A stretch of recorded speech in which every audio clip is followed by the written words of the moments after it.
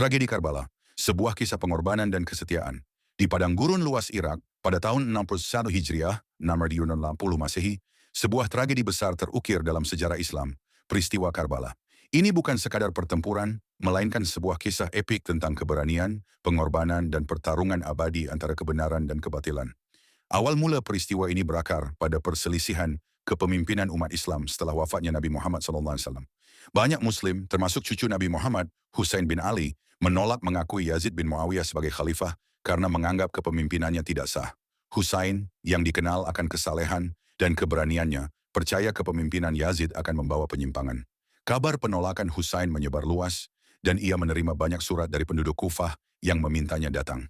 Dengan hati penuh ketulusan, Husain memutuskan memenuhi panggilan tersebut, meskipun banyak kerabat menasihatinya tentang bahaya. Ia berangkat dari Madinah menuju Kufah bersama keluarganya, termasuk anak-anak kecil dan sejumlah kecil pengikut setia.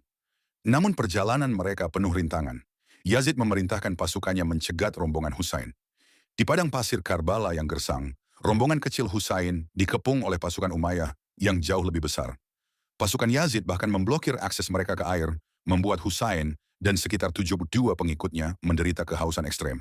Mereka dihadapkan pada pilihan sulit, membayat Yazid atau berjuang sampai mati demi mempertahankan prinsip-prinsip Islam. Pada hari ke-10 bulan Muharram, yang dikenal sebagai Ashura, pertempuran tidak seimbang itu pecah. Satu persatu, para sahabat dan kerabat Husain gugur sebagai syuhada, berjuang gagah berani hingga tetes darah terakhir. Bahkan anak-anak kecil dalam rombongan Husain pun tidak luput dari kekejaman, termasuk gugurnya Ali Al-Akbar, putra Husain yang mirip Nabi Muhammad, dan Ali Al-Asghar, bayi Husain berusia 6 bulan yang meninggal karena panah musuh. Pada akhirnya, Husain bin Ali sendiri maju ke medan perang.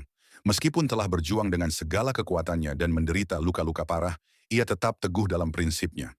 Dengan penuh keberanian dan ketabahan, Imam Husain akhirnya gugur sebagai syahid. Kepalanya dipenggal dan diarak sebagai tanda kemenangan pasukan Yazid. Setelah pertempuran usai, kamp Husain dijarah. Para wanita dan anak-anak yang selamat ditawan dan dibawa ke Damaskus. Di antara mereka adalah Zainab binti Ali, saudari Husain, yang dengan gagah berani menyampaikan kebenaran tentang peristiwa Karbala kepada Yazid dan rakyatnya, membongkar kezaliman yang telah terjadi. Hingga hari ini, setiap tahun di bulan Muharram, umat Muslim di seluruh dunia mengenang dan meratapi tragedi Karbala. Peringatan ini bukan hanya tentang kesedihan, tetapi juga tentang pelajaran moral yang mendalam, tentang pentingnya berdiri teguh di jalan kebenaran, bahkan di hadapan ancaman terbesar sekalipun, dan tentang kekuatan pengorbanan yang mampu mengubah jalannya sejarah. Kisah Husain di Karbala akan terus hidup, menjadi lentera bagi mereka yang mencari keadilan dan kebenaran.